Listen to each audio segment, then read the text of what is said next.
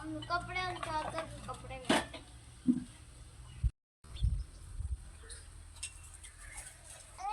अस्सलाम वालेकुम। मेरा नाम शगुफ्ता है। मेरे खामन ने 3 साल हो गए फौत होए हैं, 3 बच्चे ने ते तेरा मेरे करके अपना टाइम पास करनी आ और कोनी कोल आसरा भी। 3 बच्चे ने ना अपना घर है ना बूआ, ना आटा पूरा आंदा है ना सौदा पूरा आंदा है।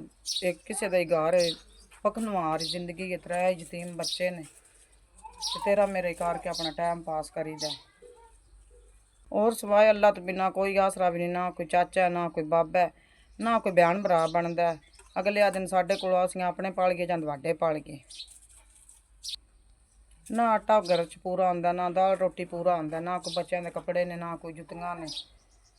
कल्ली बीबी हैं कमाने वास्ते, किन्ना कमावीए भी, अगों गर्मी है। अल्लाह वसदे रवो, अल्लाह जींदे रवो। मेरे पुत्रा जिन्ना मेरे बच्चों वास्ते 10,000 रुपया गलिया, अल्लाह पाक दवान सुख देवे, अल्लाह पाक दवान तंदरुस्ती देवे, अल्लाह पाक दवान चोखा देवे जड़ा मेरे 3 यतीमां दा ख्याल रखदे हो। मेरे पुत्रा 10,000 रुपया गलदे हो और मेरा कोई आसरा नहीं कमाई दा। कोई दालां ले लई सांदी, कोई बच्चों के लंडे च कपड़े ले लई सांदी, कोई सौदा ले लई सांदी। खासन दवान दवा दे संदे, अल्लाह पाक दवान सुख देवे।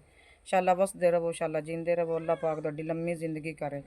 देश परदेस अल्लाह तुहानू तत्ती वाह भी ना लावे, जेड़े मेरे 3 यतीमां दा ख्याल रखदे हो।